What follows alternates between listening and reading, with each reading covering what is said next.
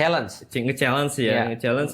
Dan juga ada satu bahasan penting yang saya ingat itu. Jadi kita itu sebelum bicara apapun ya tentang Islam, Iya, betul. tentang kemudian dakwah, tentang bahkan tentang kritik taruh lah ya. Betul. Kita tuh harus punya apa ya?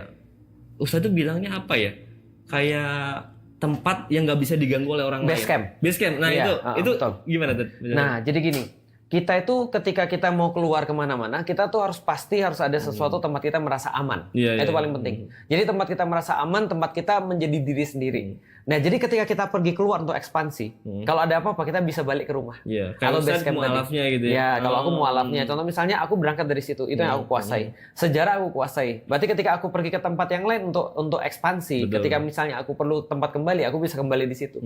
Misalnya contoh aku bisa membahas tentang masalah bagaimana manajemen resiko di dalam Islam. Iya. Orang-orang nggak pernah dengar aku bahas tentang manajemen resiko. Betul. Tapi ketika misalnya mereka nggak terima atau di sini ada problem, aku tinggal balik lagi ke base campku. Iya, Itu adalah pembahasan tentang iman, mualaf gitu kan, atau pembahasan tentang sejarah. Itu maksudnya. Iya. Jadi Tempat kita merasa betul. aman dan itu adalah kita banget. iya. Ya itu kan obrolan kita tadi. Jadi Betul. ketika Ustadz challenge ya, aku nerima itu yang pertama ya karena rasional itu. Iya. Itu masuk akal sih. Betul. Masuk Dan akal. kompetensi anu di Iya. sini. Yang kedua karena aku mampu gitu. Iya. Nah itu jadi ya kenapa enggak sih gitu. Iya. Yang ketiga pengen hal-hal baru aja gitu. Dan waktu itu aku juga ingat aku bilang gini, coba bayangin